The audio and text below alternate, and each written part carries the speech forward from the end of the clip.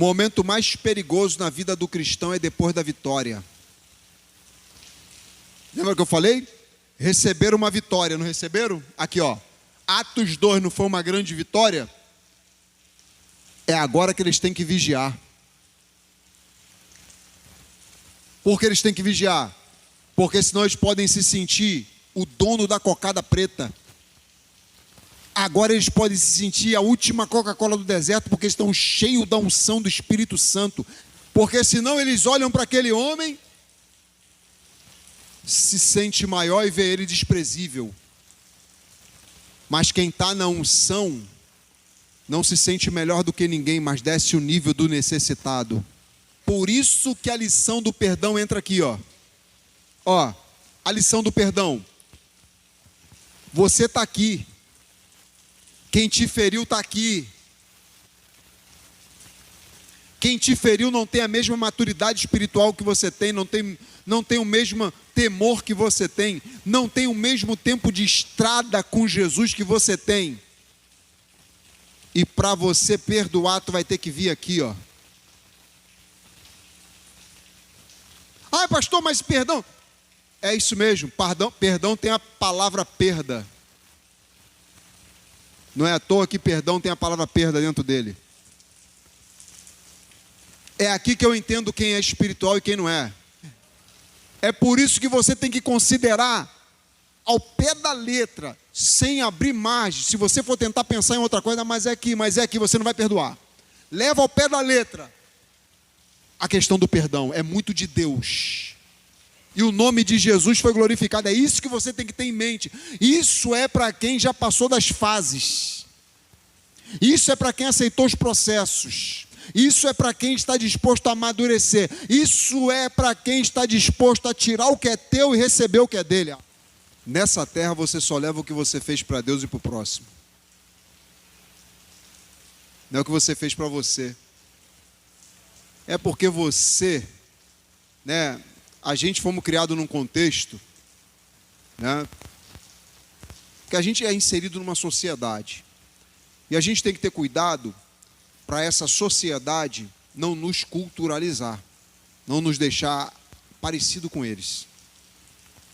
Por isso que eu lembro aqui de Filipenses 2,5, que haja em vocês os mesmos sentimentos que também houve em Cristo Jesus. Qual o sentimento que eu quero ter, Ryan? Os sentimentos que Jesus tinha. Jesus tinha ira. Jesus se irava, sim. Se irava contra o pecado. Então, tô chateado com o pecado já. Entendeu? Eu tenho que parar de falar, sabe com quem? Não é com o meu próximo, é com o pecado.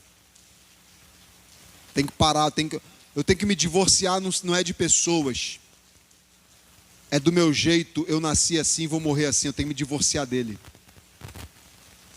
No Evangelho não tem espaço para o eu, tem espaço para o nosso. Aqui.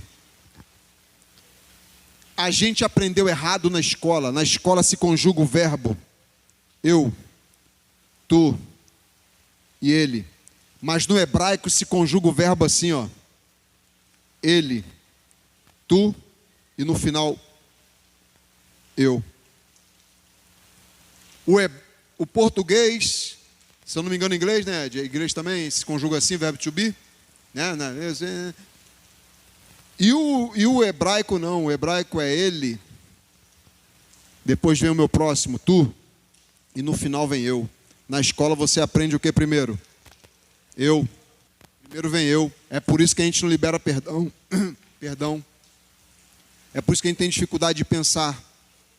É por isso que existem muitas guerras e porfias, muitas brigas, porque a gente não consegue se colocar no lugar do próximo. E para se colocar no lugar do próximo, eu já falei, quem vence a batalha? O mais espiritual. Porque o bom samaritano consegue ajudar aquele homem que está caído na beira do caminho, porque ele desce da sua cavalgadura até o nível do homem. Ele sai do nível dele e desce no nível do homem. Aí ele tem azeite e vinho. Cuida das feridas leva ele para um lugar apropriado, uma hospedaria, e diz: o que ele gastar, eu pago na volta. Olha só, está entendendo? Fez o bem sem conhecer. Aí a ideia é o seguinte: se ele ajuda quem não conhece, imagine quem ele conhece. Aí vem a religião. Qual era a cultura da época? A religião da época era o seguinte: vem um sacerdote e fala: não, se eu parar para ajudar, eu chego atrasado no templo. Aí vai entrar a outra lição, quer ver? Se eu parar para ajudar, eu vou chegar atrasado no templo. Aí vem um levita. Opa, é samaritano, eu sou judeu. Se você for parar para olhar, tem um montão de questõezinhas que separa a gente um do outro. Mas tem uma causa só que une a gente de uma vez por toda. Sabe qual é? Nós fomos comprados pelo mesmo sangue e pertencemos ao mesmo corpo. Então, se eu quero as promessas de Deus para a minha vida, eu tenho que ser igreja. Porque só tem promessas sobre a igreja. Então, não vou deixar o diabo me tirar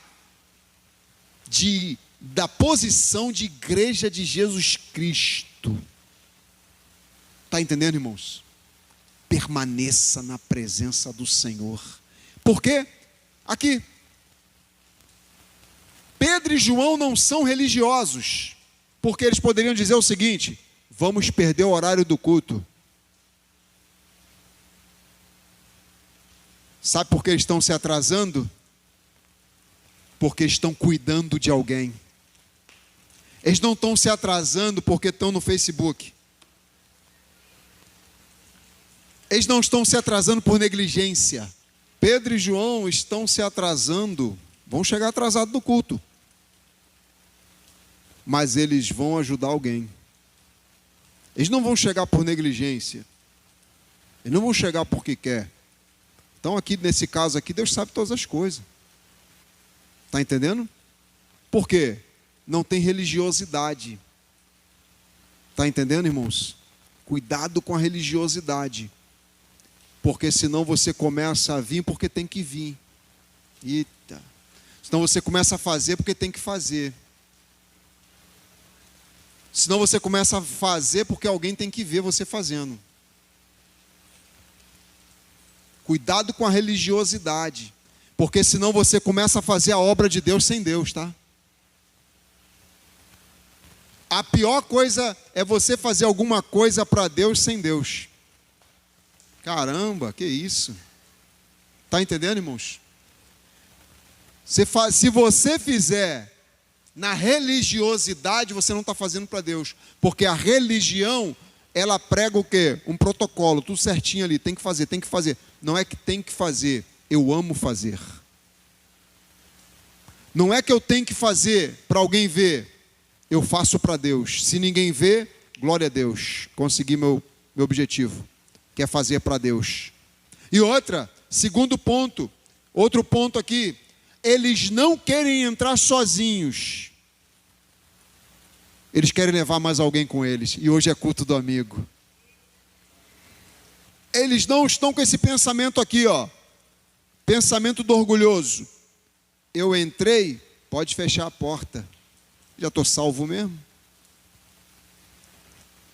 Eles querem levar mais alguém com eles.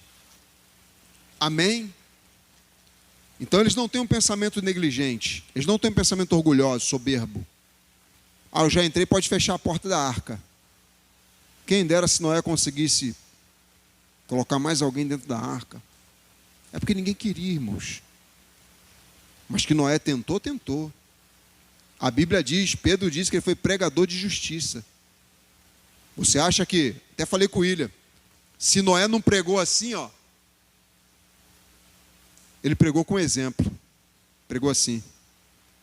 Só em ver ele construir na arca, alguém chegava e perguntava, isso é o quê? Vai dizer que ninguém pergunta.